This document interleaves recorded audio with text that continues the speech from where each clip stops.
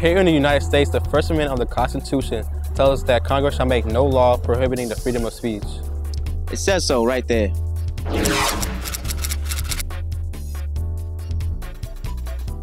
We all heard the term freedom of the press. It's in our Constitution, but what does it mean? And how can it be limited? We're here at the Newseum in Washington, D.C. to find out more about the press and what having a free one truly means.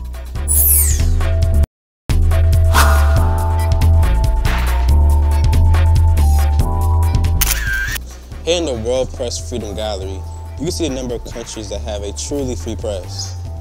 There aren't very many, with the North American continent taking the lead in having a free press. Throughout history, journalists have upheld a duty to go to where the news is and report it. Through television, radio, on the internet,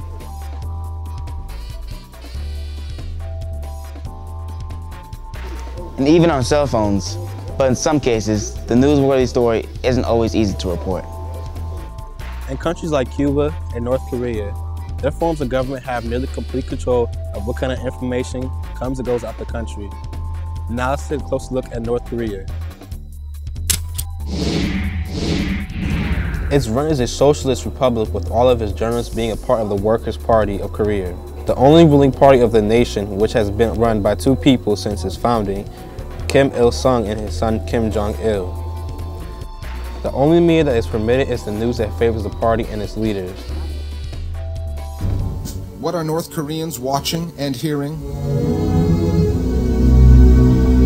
Almost nothing that their government doesn't approve of. The state-run TV channel is a cheerleader for the government. This breathless anchorwoman reporting a successful missile test in 2006 is a prime example of news reporting inside the country. The media is also not allowed to carry or read any media from a foreign country. And speaking of foreign press, men are not allowed in the country, and if they are, they're closely watched. When it comes to radio and television in the country, they are pre-tuned to government stations. Also, each of these sets must be registered by the police. So you would think most people might go to the internet to get the information? Nah, internet use is still restricted to cafes and hotels. Even then, access is still limited.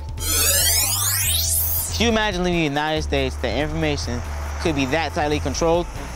With the internet and other platforms that allow us to transmit information so quickly and easily, it will probably be very hard to do. Hence the First Amendment of the Constitution ensuring the freedom of religion, speech, petition, assembly, and the press. For Rough Rider News, I'm Robert Andrews. I'm Johnny Andrews, and we out. Deuces! Hold up, man, where you going? Is this way? Oh, snap.